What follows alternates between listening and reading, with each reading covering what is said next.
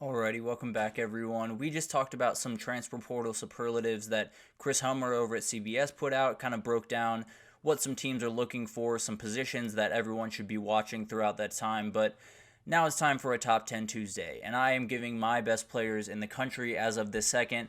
This is not an easy thing to put together, so spare me a little bit, but it'll be an interesting list, and I'm sure everyone will totally agree with me 100%. But this is the top 10 as I have it right now. To start it off, I do have Caleb Downs at number one. Now, that might be a little bit of a projection into I think he can be, but we saw it last year. A guy leading Alabama in tackles as a freshman is not something we see very often. He is an absolute difference maker. He is someone that can do so many different things, and transferring over to Ohio State, he is in a room that is absolutely loaded, but he is the best guy in that room by a pretty comfortable margin. So I think he's someone that totally transforms pretty much any defense he's on. I think he is someone that Alabama would have loved to keep in Tuscaloosa, but wasn't quite able to, and I think he'll only continue to improve through the next 2 years. I think he could be one of the highest taken safeties off the board when he eventually goes into the draft because the dude is just so dynamic in so many different ways. Number two, I actually had the same thing that Blake Brockermeyer had. I do have James Pierce Jr.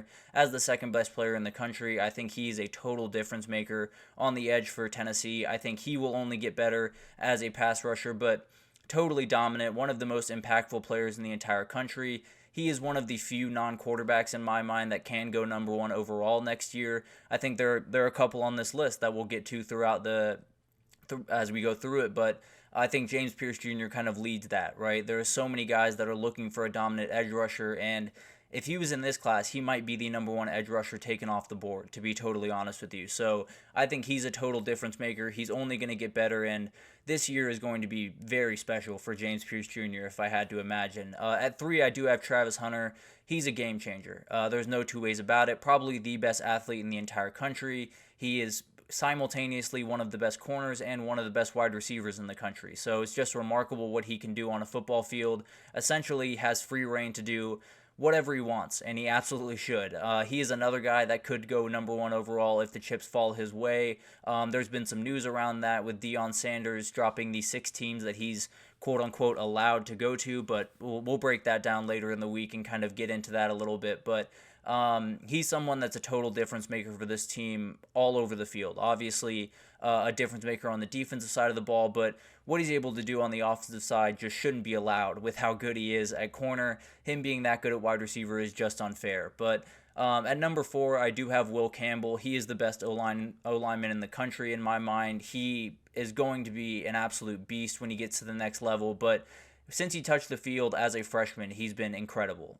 He's only gotten better, but even when he was a freshman, you looked at this kid and just thought he looked different. So it'll be really interesting to see if he can go number one overall next year. I think he absolutely can. If the Panthers repeat as the top pick this upcoming year, I think I wouldn't be surprised at all if they went after Campbell. They need a guy to help out with Bryce Young, especially on that blind side, and Will Campbell would be a great pick if the Panthers were in that position again. So definitely something to watch as the next season of the NFL kind of unfolds and we see what the draft is going to look like. But Mason Graham is at 5 for me. This dude's a force. He is just insane. He's going to change games for Michigan pretty much week in, week out, is an elite run defender, which is something that Michigan has kind of hung their hat on for quite some time now, but it might be the best it's been in quite some time this year. I think him and Kenneth Grant in the middle there is one of the best duos in the country, probably the best duo in the entire country. They'll be the focal point of this defense. Obviously, last year you had guys littered around this defense all over the place, but now Mason Graham and Will Johnson are kind of the guys pulling a lot of the weight. So it'll be interesting to see how he kind of steps into that role and how dominant he can be. But this guy is going to change games for Michigan all year and will definitely give their offense a little bit of leeway to kind of find their way as this new quarterback takes over and all of the new things happen over there. But at 6, I do have Luther Burden around the same place I believe that Brockermeyer had him. And this guy is just insane. I think he's the best wide receiver in the country. He's just been incredible to watch throughout his career. A lot of people, when he committed to Missouri, thought he would be finding a new place to play in, a year after that. And he stayed put. They've only gotten better since he's been there. And he's someone that totally changes the complexion of that team pretty much overnight. So I think he will definitely be the top wide receiver off the board next year. I think he definitely could be one of the best players in the entire class, to be totally honest with you. So it'll be really interesting to see him develop over this last year. He's already shown us plenty, to be totally honest with you, but I think he still has more in his bag to show us. So I'd be really excited to see what happens with him. At 7, I do have Carson Beck. I think he's the best quarterback in the country. I totally understand why people have Shedeur Sanders or Jalen Milroe over him, but at the end of the day, I feel so good about this kid going into next year. I think he's going to light the world on fire. He has so many weapons to throw to. He puts the ball pretty much wherever he wants it. On a rope, so he's someone definitely to watch. He is currently my pick to be the number 1 overall pick next year, just because that tends to go to a quarterback, and I expect him to be the top quarterback in the country next year. I think a Heisman is definitely in the cards for him, and could be on the way with how that offense is looking early on in the spring and early on in the offseason. But definitely much more to develop there, but I just love this kid. I think he's an absolute game changer and one of the best pure throwers of the football I've seen, at the very least since Joe Burrow was in LSU in 2019. But at the 8 position, I do have Kelvin Banks, the other offensive lineman, just a touch below Will Campbell, to be totally honest with you. Both of them have been great since they've been freshmen, but Will Campbell was just a little bit sooner to get all the kinks worked out and kind of become that dominant force on the offensive line. I think both the guys could be top 10 picks next year and will be huge for both their quarterbacks. So Kelvin Banks is incredible. He's been incredible since he stepped on the field at Texas, and Quinn Ewers is definitely very happy to have Kelvin Banks protecting his blind side throughout his time at Texas. But to round it out here, at 9, we have Tatorian McMillan, the remarkable wide receiver from Arizona right now. Just a touch below Luther Burden to me. They both do just incredible things, are incredibly built, do so many remarkable things on the football field. So you can line him up all over the field. He is going to be a matchup nightmare. And I think him and Noah Fafita being in lockstep is a huge win for him, because there's a world where he is the most productive wide receiver in the country, and then maybe the scales tip in his favor, because I think him and Luther Burden are really fighting for that top wide receiver spot, and the gap is not super wide. So it'll be really interesting to see what happens there throughout the season. And then to round it out, I have Abdul Carter. I think this dude is one of the best athletes in the country. I might only put him second to Travis Hunter, to be totally honest with you. The size and the speed is just insane.